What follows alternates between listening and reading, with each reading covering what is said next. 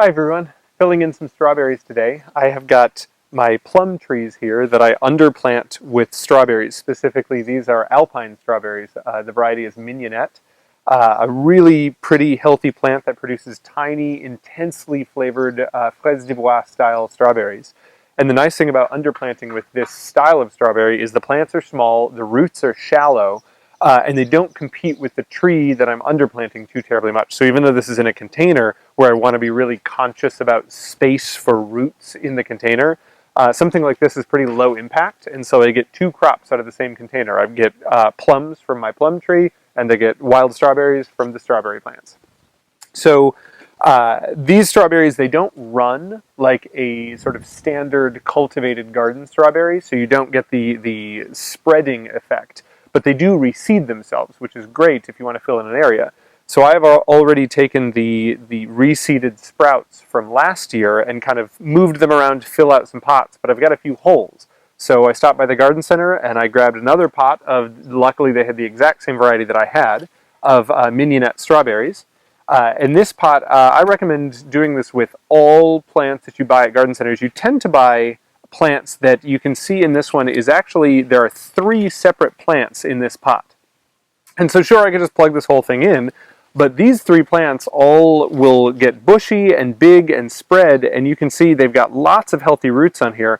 So instead of planting this as one great big plant, I am going to gently tease this apart into the 3 plants that I see in here.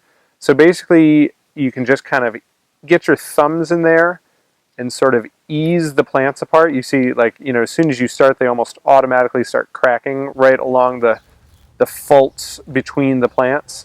They pull out, and this right here is one perfectly healthy plant instead of sort of wasting the space and planting all 3 of these together. So now this, in no time, is going to be the size of this whole pot in and of itself. And then I can plant these other 2 in my other pots. So I've got this, just give it a quick inspection, tease out some of these roots so it's going to spread outward nicely, make sure there's no, just kind of trim off any of the nastier leaves or anything yellowed. Now, we'll talk about this when we go and visit the rest of the strawberry patch, but alpine strawberries and this sort of subspecies of strawberry is much more cold tolerant. It fruits faster, and it fruits in an ever-bearing way. So it's going to produce fruit starting now and going basically until frost, kind of in little spurts on and off. Unlike a cultivated strawberry, it's a lot harder to get, a quart of these guys all at once, partly because they're tiny, but partly because they just kind of come in little sprinklings throughout the season. So if you're going to grow alpine strawberries or this fraise des bois style of strawberry, grow a lot of them. They won't spread. They're great cover, and you need a bunch of plants if you're going to do anything with them. So I'm just going to pull aside the mulch here, really gently kind of scratch open a little hole. And again, these roots, this style of strawberry roots in general are pretty shallow, but these strawberry roots, I can actually kind of tease them apart, and I'm going to try and spread them out more laterally, more horizontally, than letting them go deep. They'll be perfectly happy doing that, and I would much rather the strawberry go out instead of down, because the down space in this pot is reserved for the plum tree. So just kind of clear away enough soil to get them under, spread these roots out so they go outward, kind of tuck it into its hole, and close the mulch back around. And there we go, filling in this wild strawberry patch in the pot for my plums.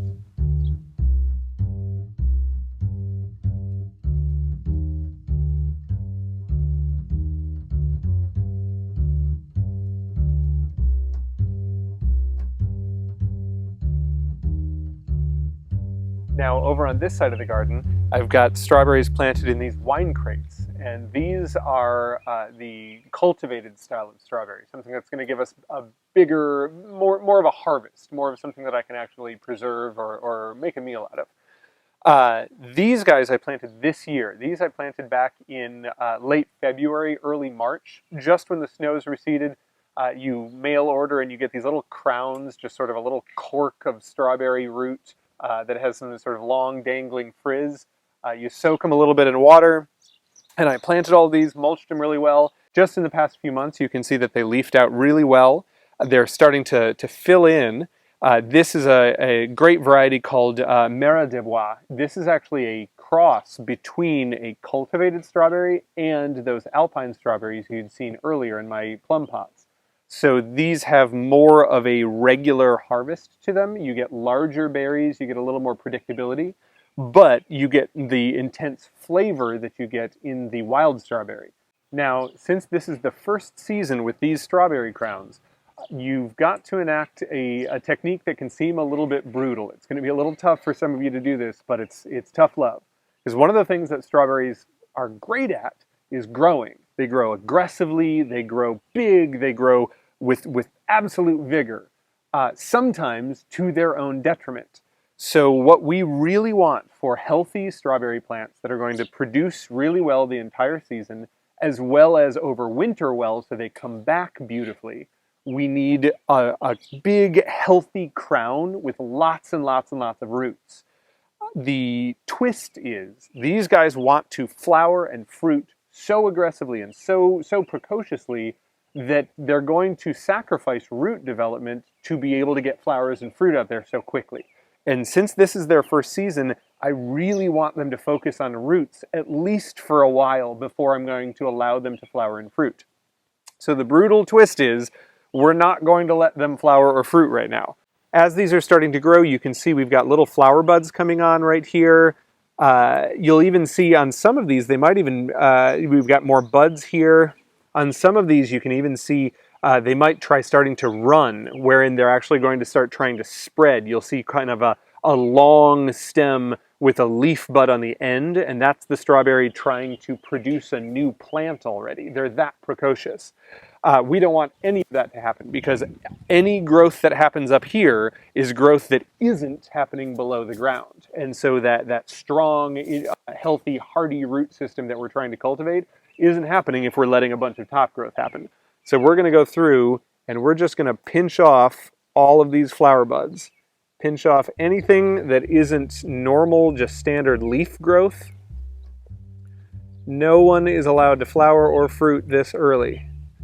And I know it can seem a bit brutal. Trust me, it takes some real tough love to be able to do this.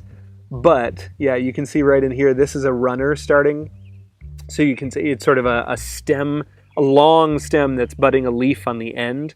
We do not want them to run. We want them to stay right here and focus on roots. So I know it's hard. Trust me, I know. But we're going to keep popping off the heads of any of these flowers all the way through about midsummer. Midsummer's Eve is when you're going to say, all right, you've done your work, you've put your work into the roots, now you can fruit and now you can flower. And last year I did the same thing with my other strawberries, and you can see this year they're big, they're bushy, I didn't lose a single one, they all came back, and they're all covered in flowers and ready to produce just quarts upon quarts upon quarts of berries, which is great. And last year, I still refused their growth. I still kept them from blooming until midsummer, and I was still able to get a couple of quarts off of the berries last year. So popping off all the blooms right now will not say that you won't have any berries at all this year. You won't have them until later in the summer, of course. But you will have healthier plants, you'll have hardier plants, they'll withstand the winter better, and you'll get bigger, better quality fruit because the plant is going to be stronger by the time you allow it to fruit.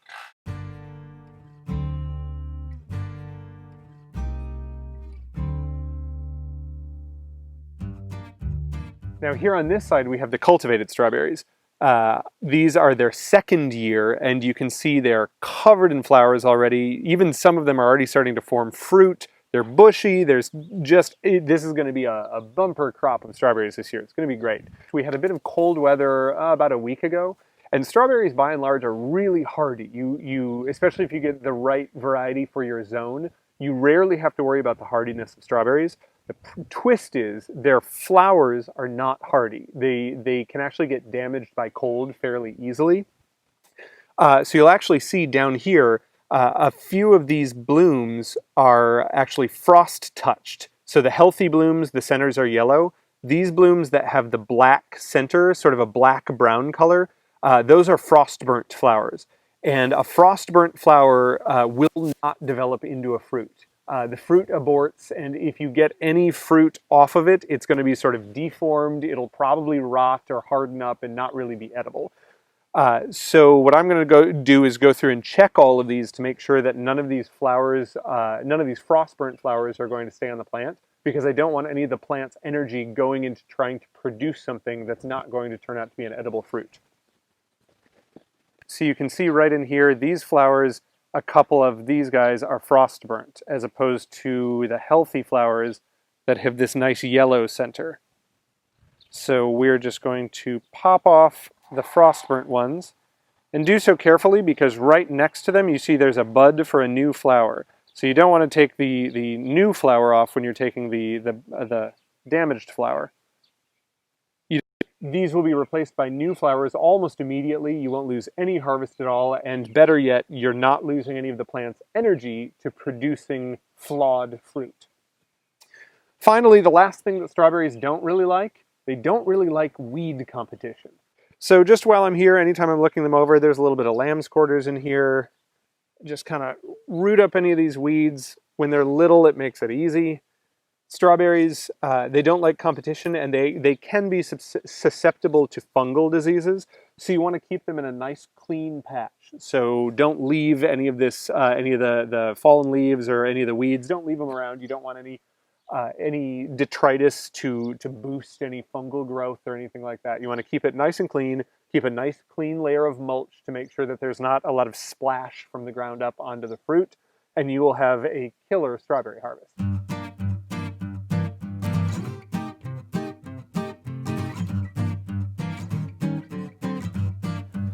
So one last thing while I'm out here and the sun's shining, I'm going to check on my rhubarb.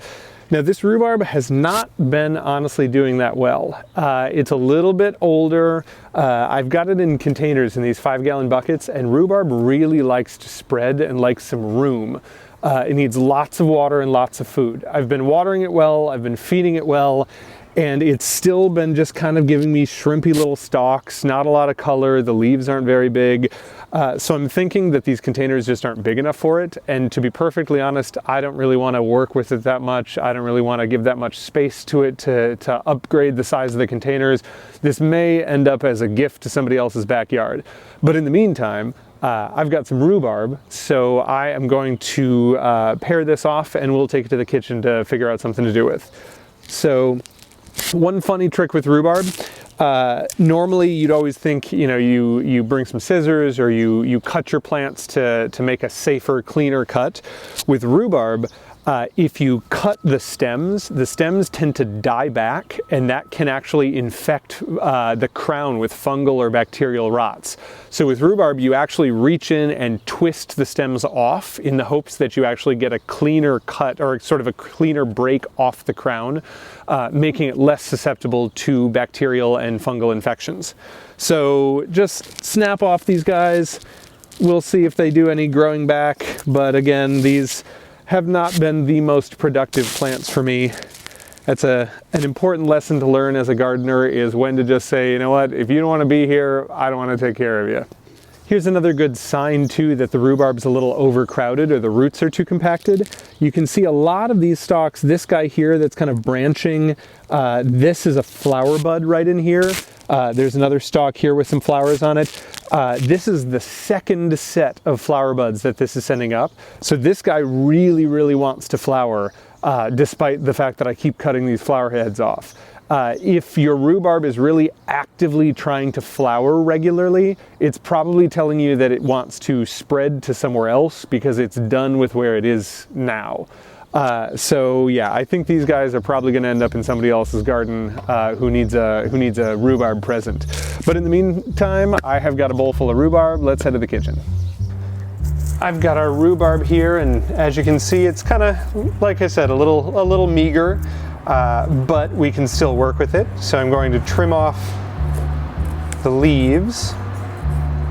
As most of you know, the leaves are poisonous, so you do want to give yourself a little bit of berth around the leaves. The leaves are just going to go into the compost pile. They'll be better suited there. So we take the trimmed rhubarb, we're just gonna give it a little bit of a wash, just make sure we get off any residues or any dirt, rub off any brown leaves or anything dead spots on there. All right, that looks nice. And now I'm just gonna give it a rough chop. Gonna throw it in a jar. I'm going to add about a 1/4 cup of sugar to this jar. And then I've got 1/2 of a vanilla bean, and we are making rhubarb and vanilla gin. Sipsmith, it's a favorite of mine. They are not paying me to say that, I just like it. Let this sit for about a week. I'll taste it every couple of days just to see how it's coming along, and after about that time I will strain this off and have a pale pink rhubarb and vanilla gin that'll be perfect for some springtime gin and tonics.